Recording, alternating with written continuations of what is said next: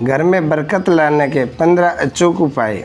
Number 1, दान करें। प्रकृति का ये नियम है कि आप जितना देते हैं वह उसे दोगुना करके लौटा देती है।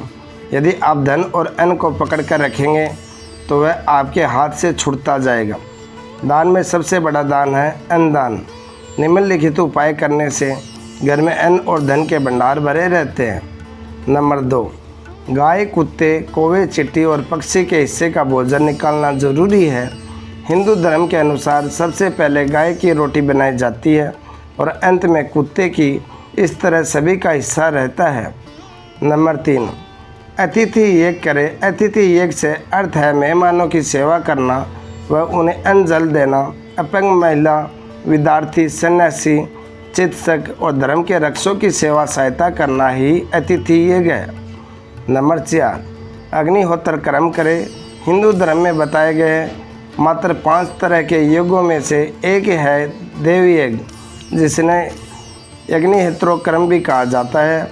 इससे जहाँ देव कर चुकता होता है वही अन्न और धन में बरकत बनी रहती है।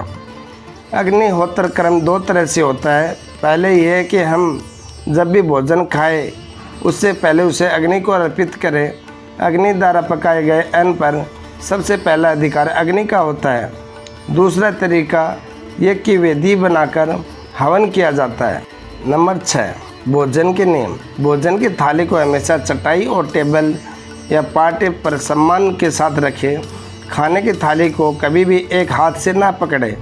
ऐसा करने से खाना प्रेत योनि में चला जाता है। और भोजन करने के बाद थाली में हाथ न धोएं। थाली में कभी जुटना और छोड़े। भोजन करने के बाद थाली को कभी किचन स्टैंड, पलंग या टेबल के नीचे ना रखें और उसके ऊपर भी ना रखें। रात्रि में भोजन के जूठे बर्तन घर में ना रखें। नंबर 7, भोजन करने से पूर्व देवताओं का आह्वान जरूर करें। भोजन करते वक्त वार्तालाप और क्रोध न करें। परिवार के सदस्यों के साथ बैठकर भोजन करें।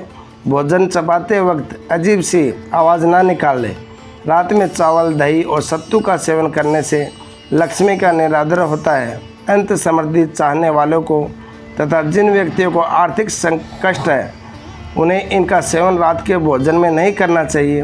भोजन सदैव पूर्व उत्तर की ओर मुँह करके करना चाहिए। संभव हो तो रसोई में घर में ही बैठकर भोजन करें। इससे राहु शांत होता है। जूते पहने हुए कभी भी भोजन नहीं करना चाहिए। सुबह कुल्ला किए बिना चाय ना पिए। जूठे हाथ से या पैरों से कभी भी गाय और ब्राह्मण तथा अग्नि को स्पर्श ना करें। नंबर 8, क्रोध कलह से बचें। घर में क्रोध, कलह और रोना धोना आर्थिक समृद्धि में व ऐश्वर्य का नाश कर देता है। इसलिए घर में कलह कलेश पैदा न होने दे। आपस में प्रेम और प्यार बनाए रखने के लिए एक दूसरे की भावनाओं को समझें और परिवार के लोगों को सुनने और समझने की अक्षमता बढ़ाएं। अपने विचारों के अनुसार घर चलाने का प्रयास न करें। सभी के विचारों का सम्मान करें। नंबर 9, घर की सफाई। कभी भी मुहूर्त या संध्या काल को झाड़ू नहीं लगाना चाहिए। झाड़ू को ऐसी जगह रखें जहाँ किसी अतिथि नज़र न पहुँचे। झाड़ू को पलंग के नीचे न रखें। घर को साफ़ सुथरा और सुंदर बनाकर रखें। घर के चारों कोने साफ हों। खासकर ईशान, उत्तर, वायु कोण को हमेशा खाली और साफ रखें।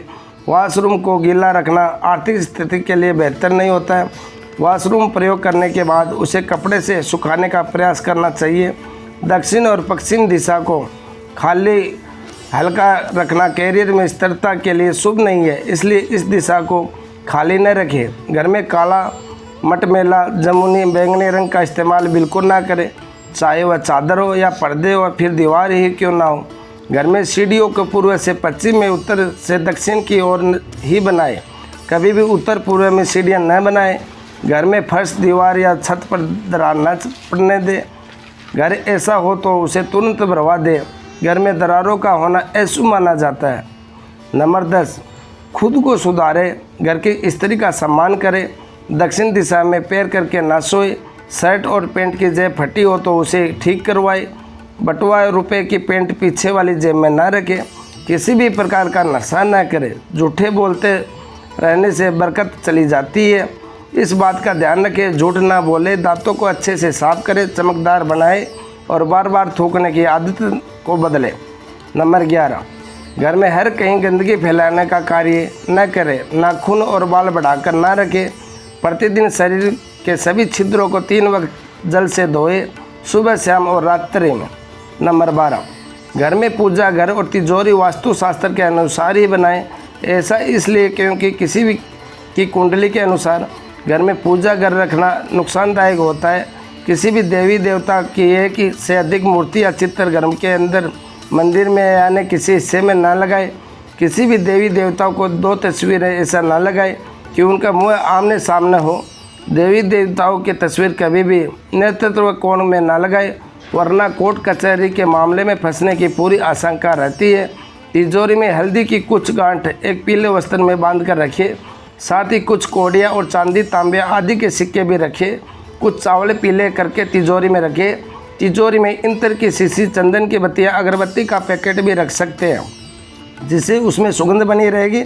घर में देवी देवताओं पर चढ़ाए गए फूल हार के सूख जाने पर उन्हें घर में रखना अशुभ माना जाता है, इसलिए उन्हें सूख जाने के बाद घर में बिल्कुल भी ना रखें। नंबर 13, संध्या काल में मौन रहे। संध्या काल का मतलब है मध्य रात्रि होता है। इस समय में अनिष्ट शक्तियाँ प्रबल होने के कारण इस काल में निम्नलिखित बातें विशेष बताई गई है। खाना पीना, गलतियाँ देना, झगड़ा करना, अभद्र बातें, असत्य बोलना, क्रोध करना, श्राप देना, यात्रा के लिए निकलना, शपथ लेना, धन लेना या देना, रोना, वेद मंत्रों का पाठ करना, शुभ कार्य करना, चौखट पर खड़े होना, ये सभी कार्य हमें मध्य रात्रि के समय बिल्कुल नहीं करने चाहिए। नंबर 14, जहाँ मंदिर सेवन, स्त्री अपमान, तामसिक भोजन, अनैतिक कार्यों को महत्व दिया जाता है, उनका धन दवा खाने, जेल खाने और पागल खाने में ही खर्च होता है। यदि आप अपार धन की इच्छा रखते हैं तो इससे पहले हनुमान जी के से अपने पापों की क्षमा मांगकर प्रतिदिन हनुमान चालीसा पढ़ते हुए 5 बार मंगलवार पढ़ के पत्ते पर आटे का दिया जलाकर उसके मंदिर में रखकर आए। हनुमान जी की कृपा हुई तो पहले घर और ग्रह दशा में सुधार होगा और फिर धन प्राप्ति के मार्ग खुलेंगे। नंबर 15, दार दरेरी पूजा। घर की वास्तु के अनुसार रखकर प्रतिदिन घर को साफ और स्वच्छ कर प्रतिदिन देहरी पूजा करें। घर के बाहर देहरी मतलब दरवाजे के आसपास स्वास्तिक बनाए और कुकुम हल्दी डालकर उसकी दीपक से आरती उतारें। इसी के साथ ही प्रतिदिन सुबह और शाम को कपूर भी जलाएं।